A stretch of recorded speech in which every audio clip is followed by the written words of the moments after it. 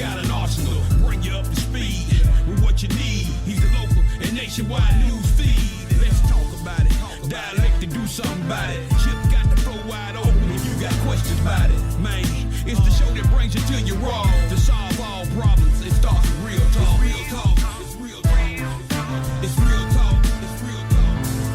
It's real talk. It's real talk. It's real talk. It's real talk. It's real talk. It's real talk. It's real talk. It's real talk. It's real talk. It's real talk. It's real talk. It's real talk. It's real talk. Yeah. Welcome to Real Talk with your host, Chip Washington. It's real talk. It's real talk. It's real talk.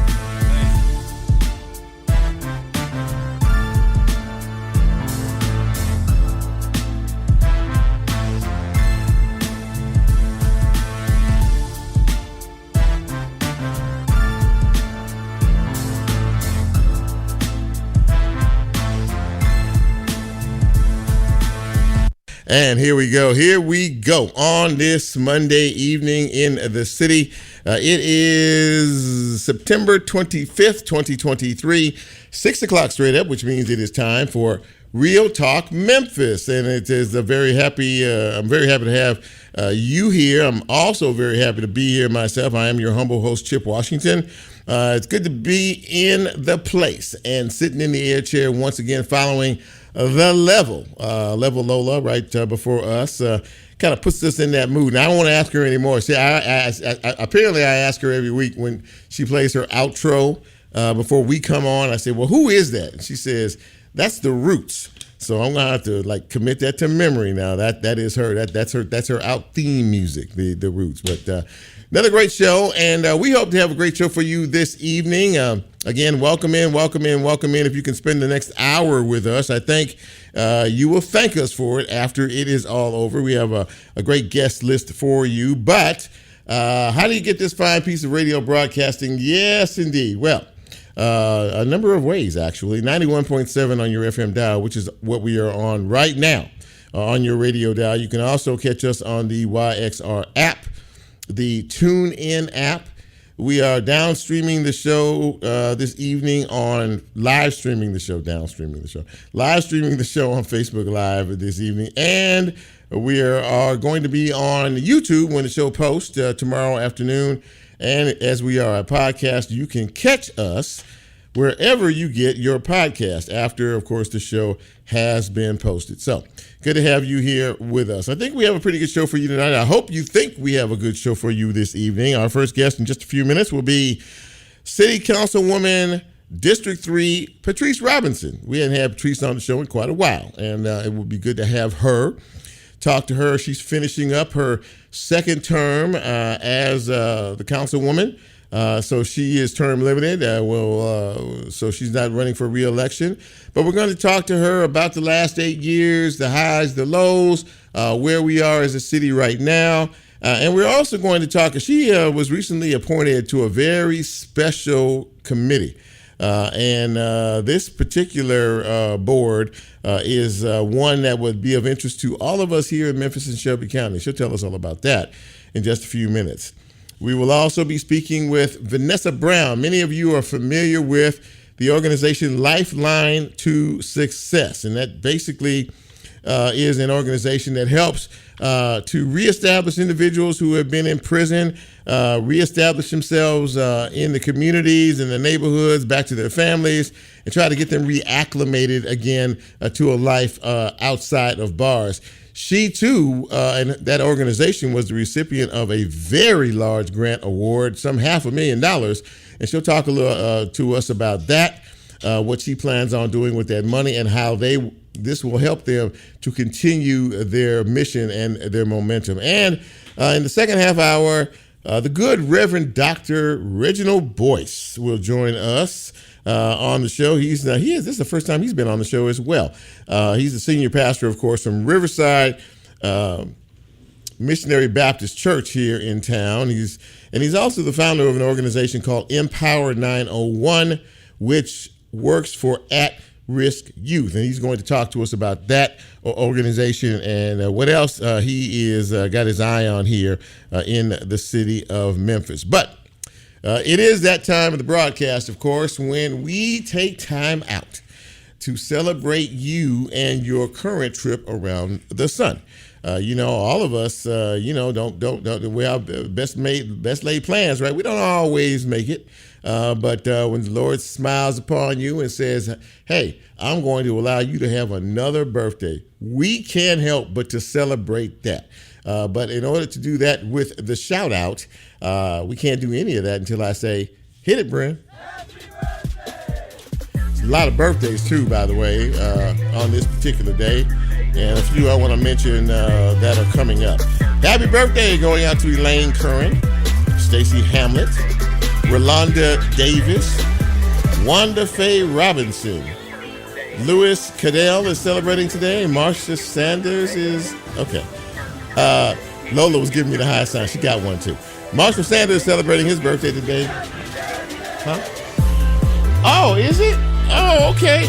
Okay, let me back up. Wanda Faye Robinson is Lola's auntie, so that deserves a special shout out right there. Let's see here. Stacey Patton celebrating a birthday today, as is Dee Dee Jones, Diane Hampton, Annette McNeil, and a friend of mine, long time. I know this guy a long time. He's in Washington, D.C., so he won't hear it. Wisdom Martin celebrating his birthday today. He's a news anchor out there in Washington, D.C. And the Reverend Earl Fisher, Pearl Walker, and Darcy Thomas are all celebrating their birthdays in the next day or two. So I wanted to make sure I shouted them out as well. So to each and every one of you, happy birthday, happy celebration. I hope it's been a day filled with fun and laughter. And we hope to be with you as we celebrate your next trip around the sun next year. Next year, I'll have to have Lola introduce her aunt, Wanda Faye Robinson. So thank you, Bryn, and congratulations to each and every one of you. So this is the final week of early voting. Next week, there is a very big election for mayor and city council happening. I don't know how many. I didn't get a current number, but I know at least about 6,000 plus people have voted, early voted so far in this race. You have this week until Saturday. If you plan on going out to vote early, that ends on Saturday. And of course, after that, you'll have to wait until next week until election day happens. Many of you are familiar now, have heard about the 9 sheriff's corrections deputies that were indicted last week in connection with the death of Gershon Freeman in the jail. That happened sometime in October, about a year ago, last year. 2 of the 9 were actually charged with second-degree murder and aggravated assault, and the others were charged with aggravated assault resulting in a death. Well, the Gershon family attorney, Ben Crump, was in town today, and he had a press conference, and of course the Freeman family was there, and a lot of emotion, and of course the family wants justice, not only for Gershon, they want the officers taken to task, and we'll have to wait and see what happens with this. Things are just getting started, but all of them were arrested, they were indicted, and the last of the 9 actually turned himself in a couple of hours ago. So now all 9 of them have been arrested, and we will wait to see what the next court case holds. There was a body found in the Mississippi River on the West Memphis side a couple of days ago. We have heard that it is a female body, but no ID has been released as of yet. The search for Tamara Taylor is still continuing. We don't know if that was her or not, that the body that was found. She's the 21-year-old Covington mother of 2 that was celebrating her birthday 2 weeks ago, this past weekend, and she was on a booze cruise here in Memphis, wound up leaving out, and when they came back, she was no longer on the boat. So we will continue to lift her in prayer in hopes that she will be found. There was a shooting in Covington over the weekend up on Highway 51 up there. 5 people shot Saturday night at the event center up there. One of the 5, a 20-year-old Tamya Ewing died of her injuries. The other 4 are still hospitalized.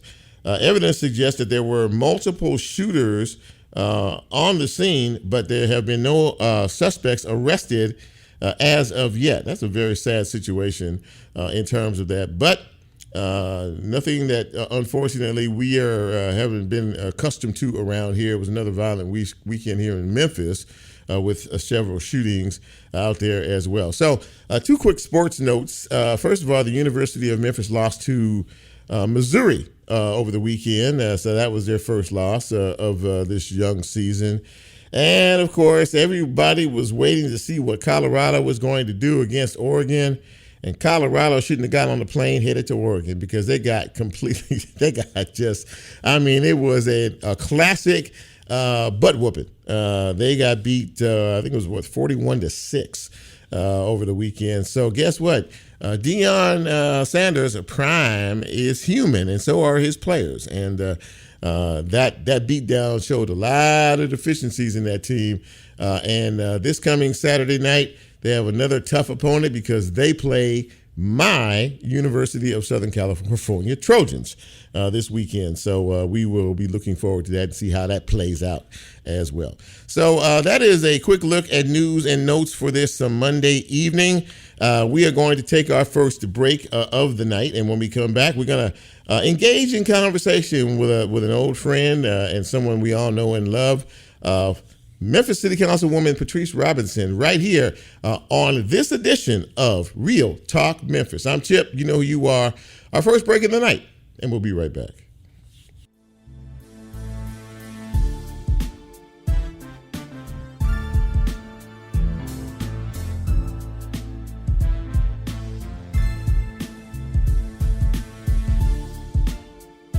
If you like Real Talk, here's a way you can get involved. Do you have a show topic idea or suggestion? Want to be considered a guest or have a guest idea? Then send Chip a message on his Real Talk show page and you can be a part of the Real Talk experience. So as he always says, go out and tell somebody. We'll be right back.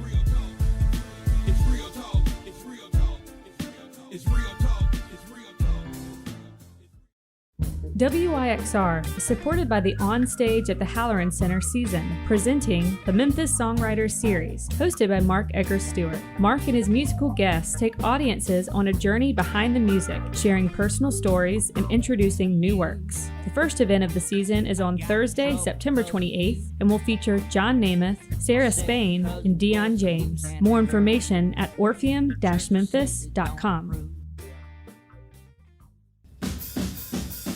Goner Records is proud to sponsor WYXR. The 20th Goner Fest is coming to Rail Garden Thursday, September 28th through Sunday, October 1st, featuring bands from all over the globe, including the OCs, the Gories, the Mummies, Coffin, Sweeping Promises, Marked Men, and over 20 more bands and DJs. Ticket and streaming information at gonerfest.com. Want to be the first to know who's performing at Raised by Soundfest this year? Join us at Crosstown Brewing Company for the WYXR Raised by Soundfest lineup reveal party on Tuesday, September 26th from 6 to 8 p.m. RSVP for free at reveal.raisedbysoundfest.com.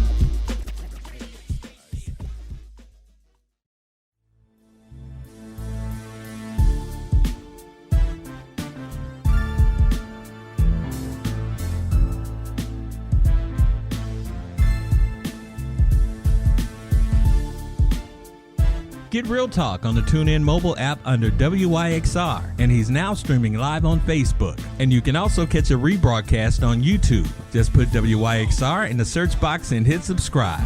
Now back to more Real Talk with Chip Washington.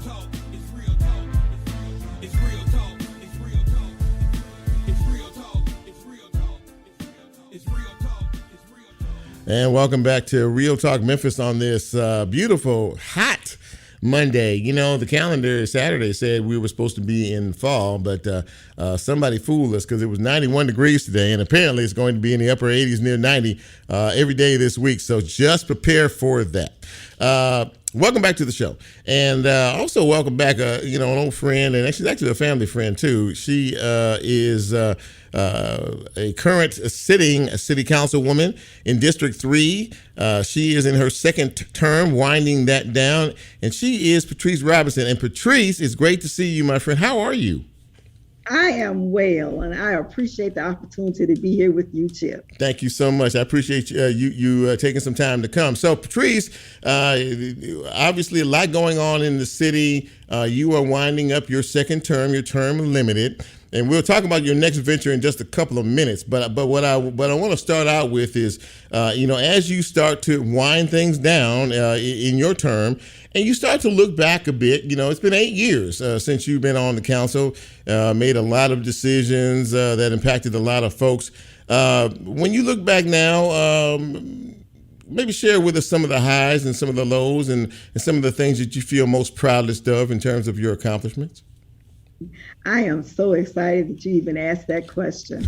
One, I've provided for my community, District 3, everybody in my district have had an opportunity to know what services are provided by the city, not only the city, but for the county as well. Mm-hmm. I want to prepare my constituents so that moving forward, whether I'm here or not, that they know where to go, what to get, what they need, and how to maneuver in those areas. It was very important for you to set a template, wasn't it? I mean, when you ran the first time and you won, I mean, obviously there were a lot of challenges ahead, but it was important to sort of set, as you just mentioned, kind of mm-hmm. set a pace and really, you have a large constituency out there. All those folks out there love you, and there's a lot to do in terms of service. So when you first got elected, you set a template of service. What did you, when you first became a city councilwoman, what were some of the goals that you wanted to set for yourself? Number one was make sure that I provided for the citizens of District 3 a newsletter. My uncle worked for the Chamber of Commerce, Clifford Stockton. His last conversation before he took his last breath was make sure that you have a Patrice's Express, and we did that so that we can not only communicate with my district, but anybody who needed information about what's going on in the city. And let me tell you, the best reviews I got were from judges and other elected officials because now they know what's going on. Yeah. My second thing was to make sure that because my district is so large, and we have distinct boutique communities, Whitehaven, Oak Haven, Hickory Hill, Fox Meadows. I did 4 times the work rather than having one community meeting every quarter. I had 4 so that I could make sure that I covered the unique opportunities in each of those communities and let them know that I was concerned about them, what they wanted for their areas. Third thing was that Whitehaven we haven't had the investment that we needed down on our end. Right. We had a real nice community center out in Hickory Hill. They have the nicest pool in the city of Memphis out there. They had lots of places to sit down and eat. They were concerned about their streets needing to be paved. They were concerned about citizens putting trash down. But in Whitehaven, I didn't have a place to sit down and eat except for Piccadilly. The Y was about to close, and they did close it my first year. They tore it down. Then they wondered, what we're going to do next? So Councilwoman Robinson picked up the bootstraps and said, come on, guys, we're going to raise this money and we're going to do this Y. Our schools were doing well in the community. We had an empowerment zone, but we wanted to make sure that parents were more engaged. We wanted to make sure that our business community was supported. So we stood up a program that was basically here but was not functioning, and that's the Greater Whitehaven Economic Redevelopment Corporation. Right. Now the community has a foundation and they can move forward without me. All they need to do now is continue the work that we began right here. Oak Haven area has a lot of challenges, but we worked over there as well. We made sure that now we include East Haven in the process, and there's a church and a pastor over there that's really excited about it. Diane Young over at the Healing Center has a place for people to come and get the care that they need with mental health issues. And we partnered with them, the city of Memphis. We made sure the parks were cleaned up in the whole district. We did cleanups throughout the district. I can't think of anything that we didn't put our finger on. That's a lot. And, one of the things that, and I don't go to Whitehaven a lot, but when I do, I notice, nice wide streets. It looks it looks like it's a transformed community, We're getting there. Absolutely. We still got problems now, but we're getting there. Yeah, but in a lot of respects, heading in the right direction. When you talk about, all that, the work and all that has been accomplished there, there have been more than enough share in terms of challenges. What are some of the major challenges that you had found yourself facing in your 2 terms in office? My major challenge in the Whitehaven community has been with our young people with these acts of crime and violence. And that's something we're working with throughout the whole city. And I was so shocked one day. I pulled up to the corner of Mill Branch and Rains Road. And they had a little show, with the cars where you spin around in the street and blocking off all the streets. Sure. Yeah. So I said, you all just let Councilwoman Robinson through. You know what they said to me? What's a councilwoman?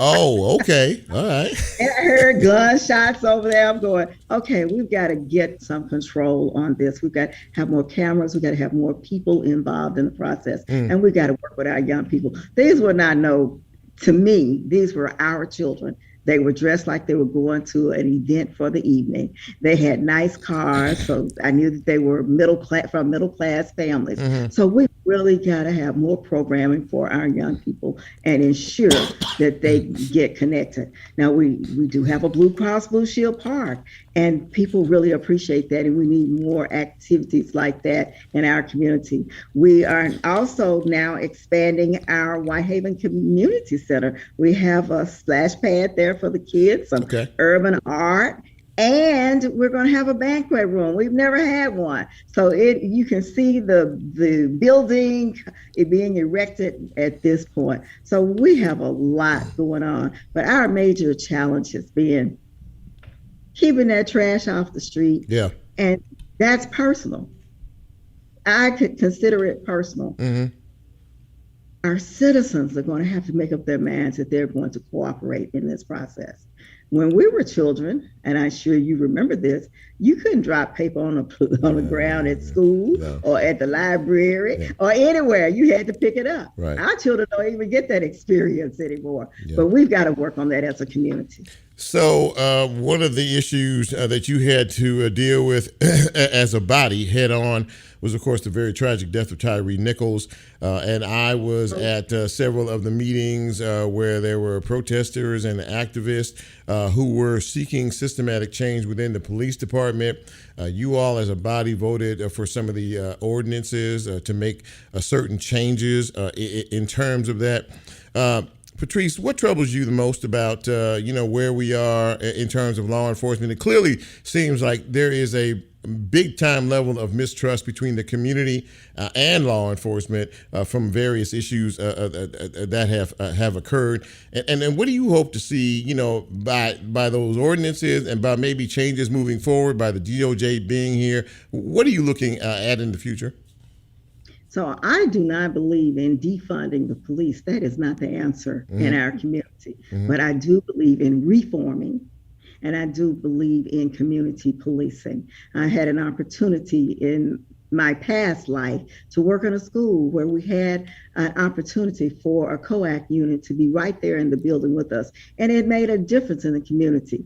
I was right over there, right across the street from Foot Homes, right next door to Claiborne Homes. So it was a very challenged community, but it worked when we had community policing. I believe that as a community, as we come together and as the police officers work together and have the leadership that they need, the training they need, and to make their commitment to the community to give it their best, we'll all be better off. So there's a big election next week, as you know, for the mayor and for the city council. There is a lot on the line here. The history of this city shows that not too many people are interested in terms of the turnout numbers. 25%, which is very low considering all the people that are registered to vote in this city. We have 17 candidates, which means the vote is going to be split. How consequential is this election to you? It's very consequential. It says a lot about us and our community. We couldn't come together on just a couple of candidates. We have not demanded really anything of the candidates. They've shared what they like to see. But what have we told them? These are the three things that we want. Now, all you need to do is tell us how you're going to make it happen. There's a lot of conversation around that.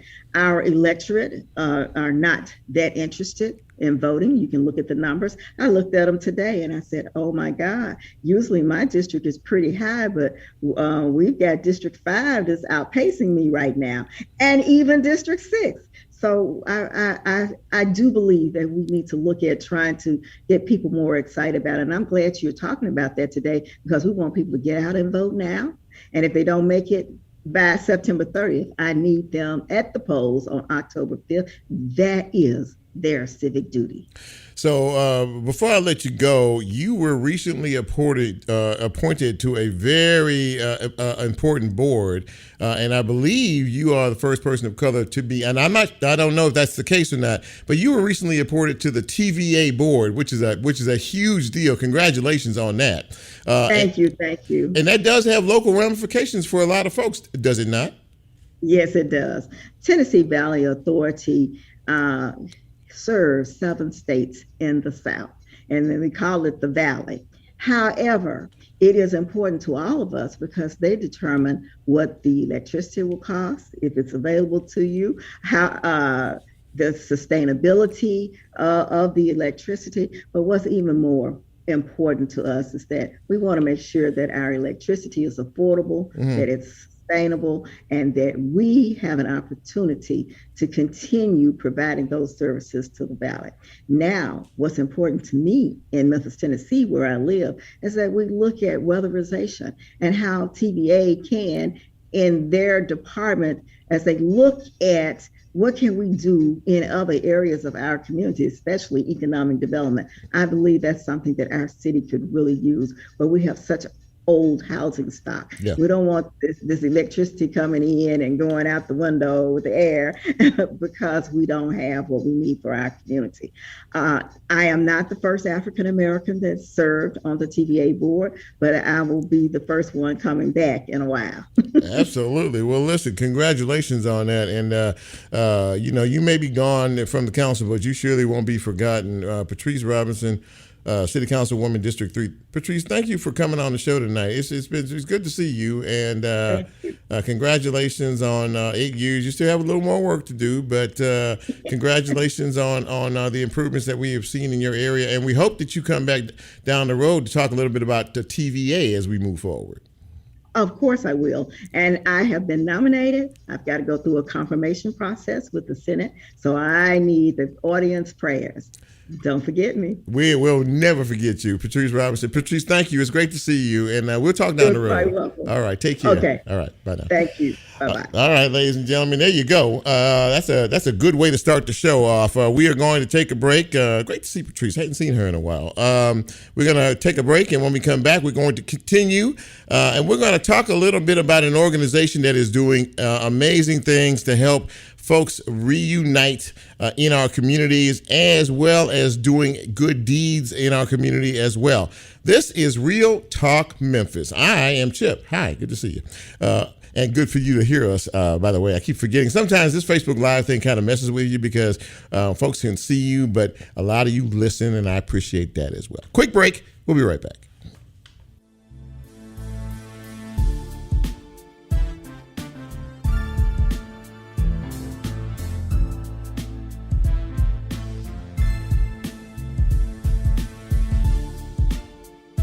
If you like Real Talk, here's a way you can get involved. Do you have a show topic idea or suggestion? Want to be considered a guest? or have a guest idea? Then send Chip a message on his Real Talk show page and you can be a part of the Real Talk experience. So as he always says, go out and tell somebody. We'll be right back. It's real talk. It's real talk. It's real talk. It's real talk. Music Export Memphis presents the Tambourine Bash, Thursday, October 12th at the historic Overton Park Shell. This annual celebration of collaboration is a one-of-a-kind night of Memphis music featuring more than 30 musicians and collaborative sets, culminating in a finale super jam produced by Royal Studios' Boo Mitchell. All proceeds power Music Export Memphis's grant programs for Memphis musicians. Ticket information and event details can be found at musicexportmemphis.org. Support for WYXR comes from the Overton Park Shell, presenting the Drive-By Truckers on Saturday, October 7th. This is part of the Shell Yeah concert series to benefit the Overton Park Shell, established in 1936. Tickets and more information at overtonparkshell.org. Minglewood Hall is proud to support WYXR. On Monday, October 30th, they will host Birmingham-based soul band St. Paul and the Broken Bones. The night will begin with an opening set by soul and country music singer Maggie Rose. More information regarding tickets can be found at minglewoodhall.com.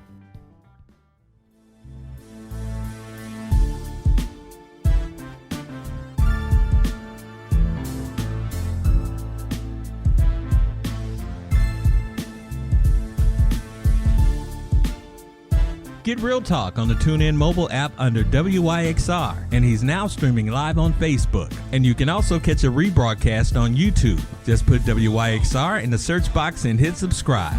Now back to more Real Talk with Chip Washington.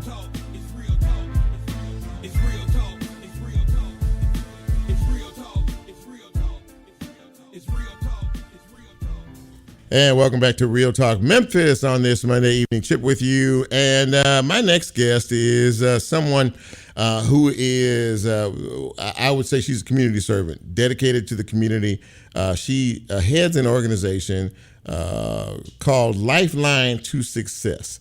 And Lifeline to Success is a group that basically works with individuals who have been previously in prison, incarcerated, and helps them to try to reattach themselves to normal life.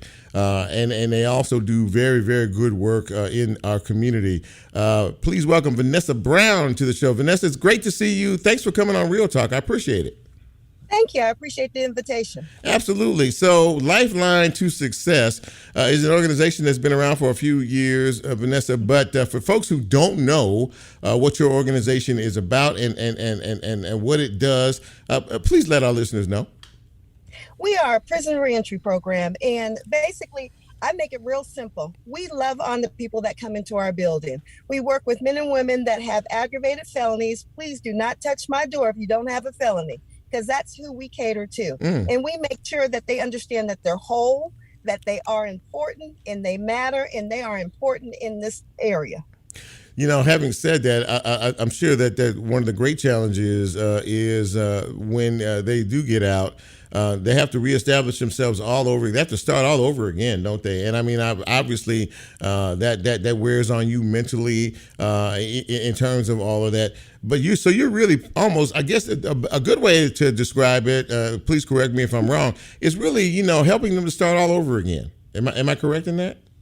You are, because we get men and women that have just come out of prison. We have men and women that have been in society for a while and just cannot get what they deserve. So we deal with a lot of people, and the joy of my job is I am the mama of the office. So if I can care for someone and give them all that they need, we may not have all the answers, but we're going to find them.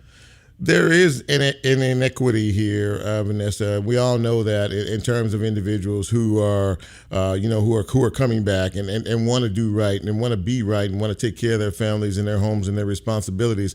But there's always been a bit of a disconnect here in this city and county in terms of that, in terms of giving them this opportunity. How important has Lifeline to Success been in terms of breaking down those walls and breaking down those barriers, especially with the elected folks around here and some of the issues that you have to deal with? There's a fight that we have. And if you've served your time and did everything you're supposed to do, you are deserving of anything. So the hard part about the job is to make sure that the men and women understand who they are, and then to bring out their talents, because they are brilliant. And I think that's what we're missing. Just because you've been behind walls, what they forget is Jesus went to prison. Mm-hmm. So just because you've been behind walls, don't discount them. Because when they get out, they will blossom. The people that I have seen come through, we've done this since 2009, right. and we've seen over 2,000 people. I can tell you, when they understand that they matter in this community, you all better watch out. So, having said everything you said in terms of that, and it's so very, very true, your organization was recently awarded a major grant, a $500,000 grant from the U.S. Attorney's Office. And that's huge, first of all. Congratulations on that. And I know that you have to be ecstatic about it. What are your plans in terms of that award? How do you break that down? And I mean, clearly it should help you to move forward in a lot of some of the programmatics that you're dealing with. Yes, we got it from the United States government. So this is an appropriation. So the Congress and the Senate had to vote for us to get this. Oh, wow. It is a true gift, and we thank Congressman Cohen for putting our name in the hat. He's been working with us for 13 years, and in the 13th year, he said we were ready. The money is for some training that we're going to do. We have a transitional home that will be up and running on the 28th of October. And within that transitional home, there will be 6 men in that home. And we are looking at, how do we train? We train during the day from 9 to noon. They go out to work from noon to the street lights come on. What happens if you give them continuous care for where they stay, in a place that they put their hands on and built? And that's what this money is going to go towards: some extra counseling, some extra case management, and some extra teaching, and some other things like more construction work, small engine work, auto body work, giving them the skills that they need to move on past where we're living. That's incredible. That's incredible, and it really speaks to the mission of your organization. You also do a lot of work, and I assume this is still going on, helping cleaning up the city in various areas, helping with blight and things like that. Is that still happening, Vinessa? Oh, Blight Patrol is always going on. That's the first step to getting to understand work ethic. And what we do is we mitigate blighted areas in the city and make sure that everyone's home values increase to make sure the city looks beautiful. They stay with you in terms of, is there a residential component to your organization? And, in terms of the grant, and you mentioned some of the things that you want to do with that, but is that part of that as well? So residential requirements? Oh, yeah. The transitional home that's the main part of it. We were blessed to be donated a home. We were blessed that Mary Beth Conley and her husband, Rick, are renovating the home with some support from TVA. Oh, great. And this is where men and women will be moving in. And TVA and the construction people have supported the men in learning how to do demolition and renovation. That's incredible. And again, for people to see the hard work that you all have been putting into this, you and your husband, since 2009, it seems to be paying off. I was thinking about what you said a minute ago, but Congressman Cohen said after 13 years, you're ready. And this will take you, a mighty long way, to have this, first of all, being placed within the walls of Congress, is a big enough deal. And then having them to approve what it is that you're doing has to say to you that, even days when, your spirits may not be as high as they should be, the work is being noticed, the work is being recognized, and we are doing something to save people. That's got to be very gratifying to you, I would imagine. What I have to say, it's the work of the men and women that come in. Mr. Brown is now over at Shelby County Office of Reentry, but his teaching still sticks. And we give the tools. That's all we're doing, is giving the tools. I can't make anyone do anything. So the men and women that come in, they take heed. And this is what the work that they are doing. So I am honored to be able to work for them. The responsibility is pretty daunting in terms of this.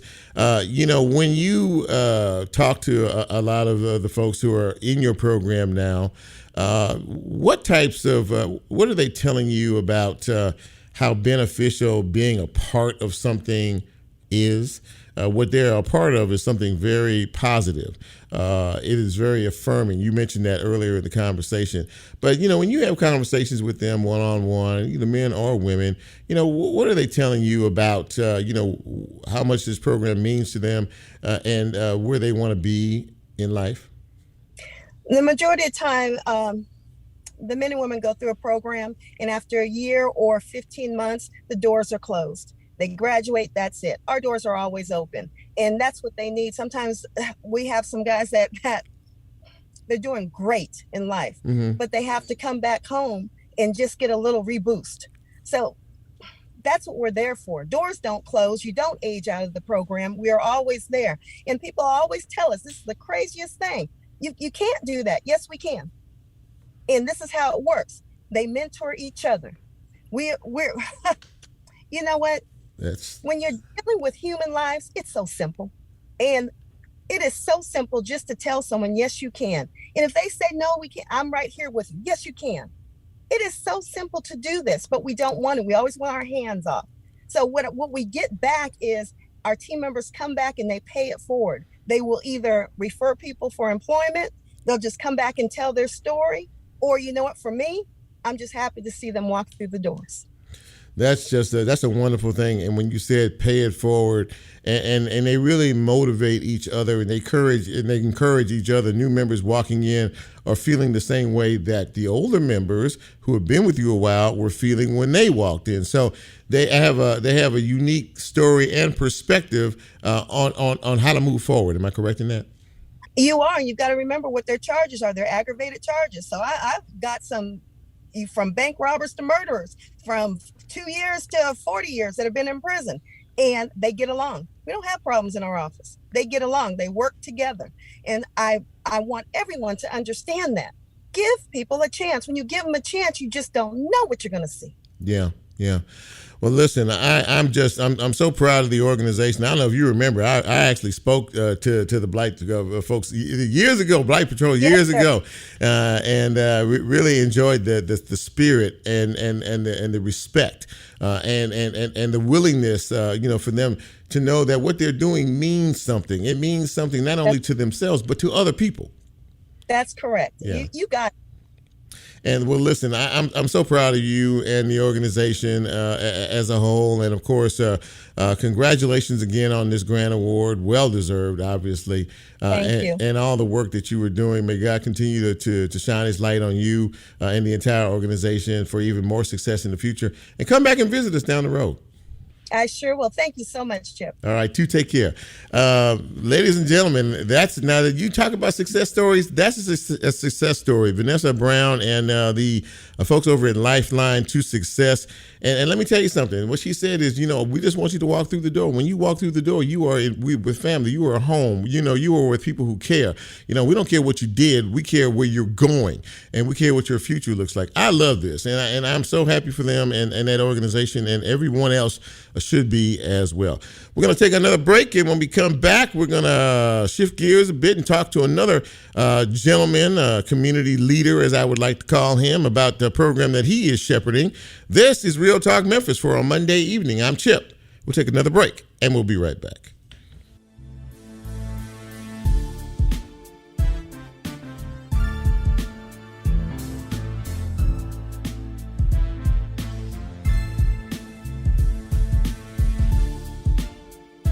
If you like Real Talk, here's a way you can get involved. Do you have a show topic idea or suggestion? Want to be considered a guest or have a guest idea? Then send Chip a message on his Real Talk show page and you can be a part of the Real Talk experience. So as he always says, go out and tell somebody. We'll be right back.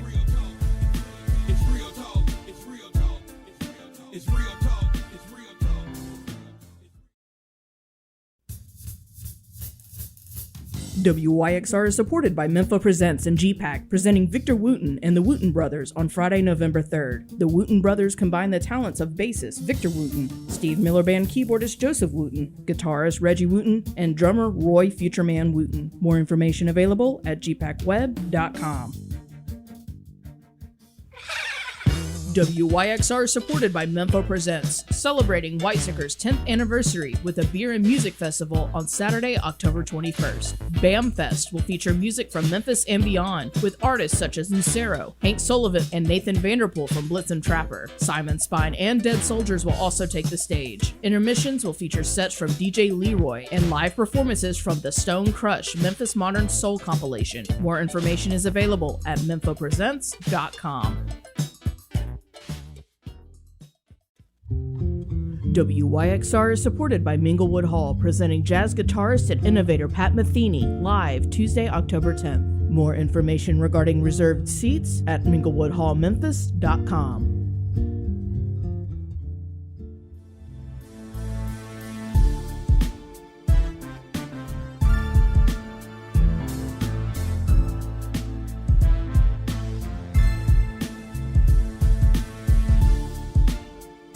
Get Real Talk on the TuneIn mobile app under WYXR, and he's now streaming live on Facebook. And you can also catch a rebroadcast on YouTube. Just put WYXR in the search box and hit subscribe. Now back to more Real Talk with Chip Washington.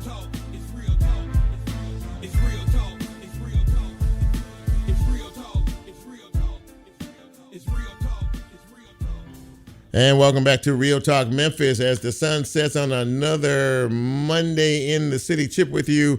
And my next guest is someone I've known for a while, but he has never been on this show either. But we can rectify all that tonight. He's a very well-known pastor in our community. He's the senior pastor of Riverside Missionary Baptist Church, and he is also the founder of a very important program for at-risk youth.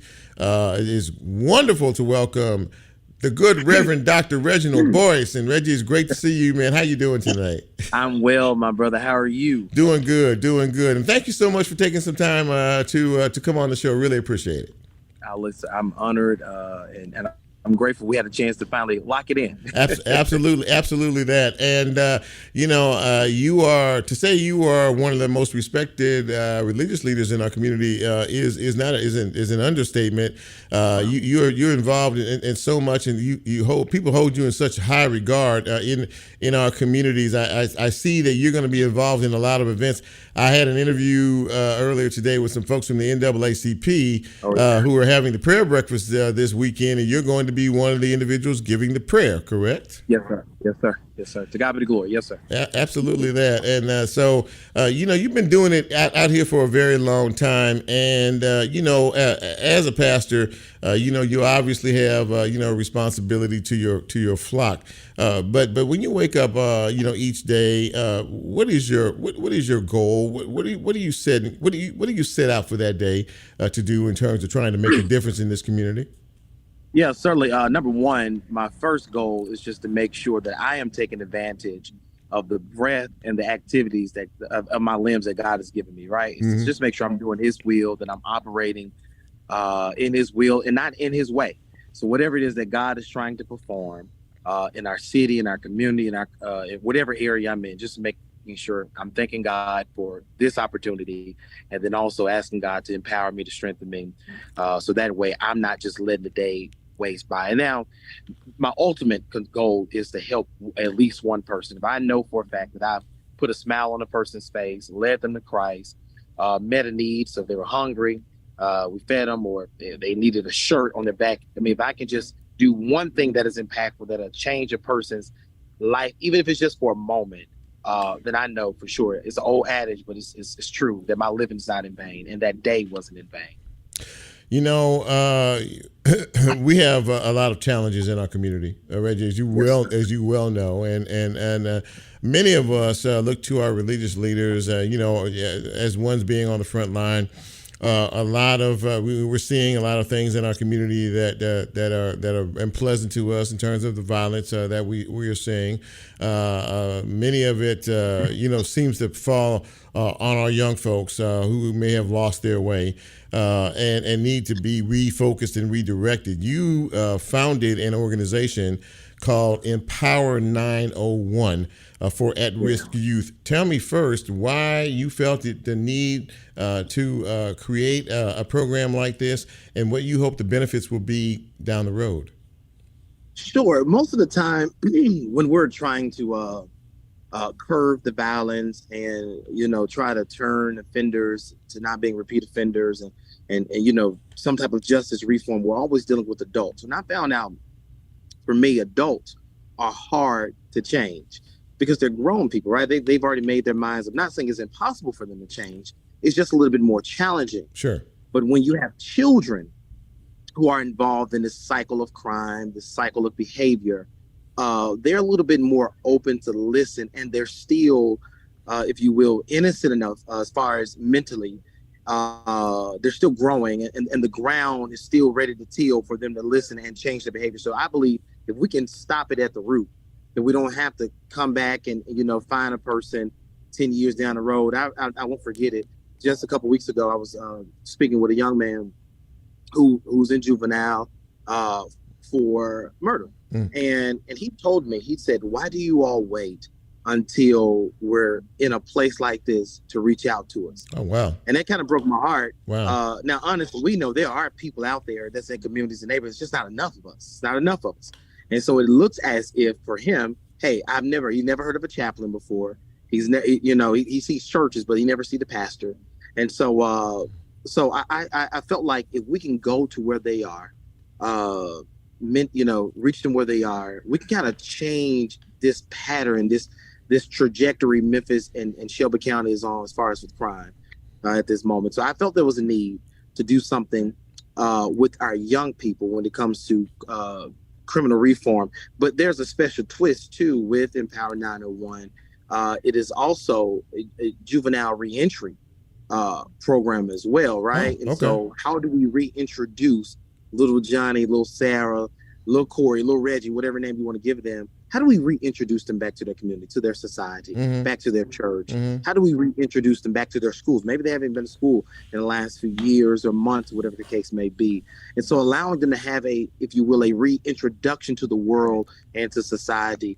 And so we have it for adults. Memphis and Shelby County, we really haven't had a program as far as reentry specialized program for juveniles. And so that's what made me say, you know what? And I feel led. I mean, honestly, it's all God's work here.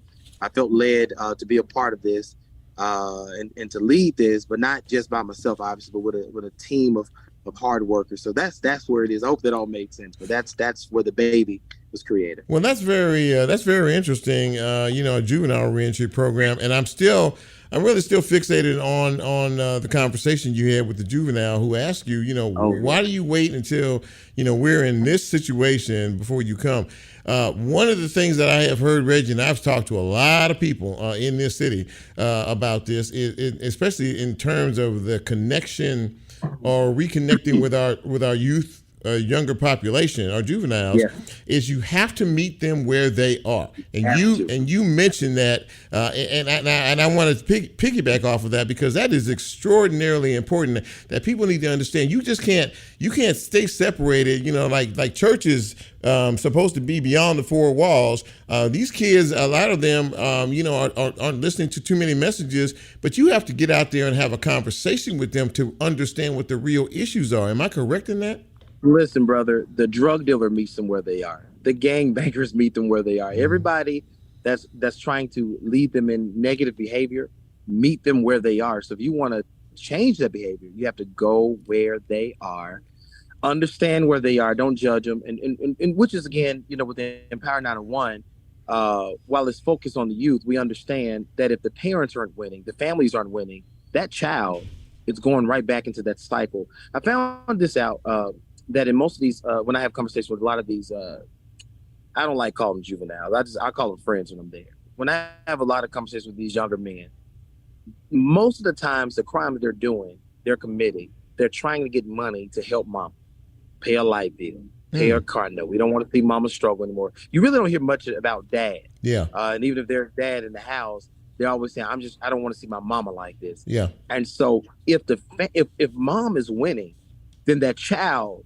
has a better opportunity to be successful. But when they feel like mom is struggling just to pay a light bill, well, for them, if I just go steal this car, that's all they're doing is stealing it, make some money off of it. That's why they're doing it the way they're doing it. It's all about flipping it real quick, just get a couple of dollars. So if we can at least deal with that part of it, you'll start seeing the crime numbers going down as far as just hitting some of those infections. And I think that the fact that some of these poverty, if you ask me what's one of the causes to the crime rate right now, I think it's poverty. The disconnect that households have, we talk about the poverty rate for young people. It's about 37, it's about 32, 33%, which is pretty high. And you talk about that connectivity, is being a part of that. When you spend time with these young people and you have conversation with them, Reggie, what are some of the main things that they're telling you about some of the issues that they are dealing with? Sure. Most of them, they don't realize. So I started using this word trauma around them. They don't understand what trauma is. They can tell you what they've experienced. They don't know how to verbalize it and why they feel and do what they do. And so, for instance, some have seen dead bodies, their uncle get killed when they were 8 years old and things like that. So that they're a lot of this stuff, they're retaliating and responding to what they've seen. They only do what they see and what they're told. And so that's what some of those children are telling me is, hey, or they got a brother that's in jail, that's bragging about it, things of that nature. So it's mainly broken homes, trauma. They don't know how to deal with grief. I had a young man who dad was murdered on his birthday. And it wasn't until we were just talking about grief in one of my classes. And he said, Pastor, that's when my behavior started to change, was that year. He said, I never knew that's why my behavior was changing, but that's the year I started getting in trouble. He didn't understand that the things he was doing, his grades dropping, him catching an attitude with his mom, and him, not really wanting to go to school anymore, had something to do with grief. And so we got to do better, I believe, with mental health, with grief, and helping people with their trauma so they can understand their behavior. Oftentimes, we just want to call a child bad, or they're just busy, or they're just mischievous. That's not the case. Something has happened. No one in this world was born bad. It's probably, we're humans with flesh. Don't get me wrong. We got bad tendencies in us, but you have to kind of shape and mold that, if you will, just like you have to do goodness. Absolutely that. Well, listen, man, I really appreciate you taking the time to come on the show. Was excited to have you. I hope that this won't be the last time you join me. We'll come on. But Reverend Dr. Reginald Boyce, ladies and gentlemen. Reggie, thank you for coming on the show, man. Really, really appreciate it. Wow. Your words were of value, and I look forward to having you come back to visit us down the road, okay? We'll do it again. Thank you so much, and I appreciate this opportunity. May God continue to bless your work. Absolutely. Thank you, my friend. Appreciate that. So, ladies and gentlemen, that puts a wrap on this episode of Real Talk Memphis. I hope that you enjoyed it. I hope you listened to it. And if you like what we do as Brent plays us out, please tell a friend. Tanda Lynch has sent me a question on Facebook Live. She said, hello, Chip. Do you have any information on Tamia Taylor? And that's the young lady, 21-year-old, that was missing off the boat, off of the booze cruise.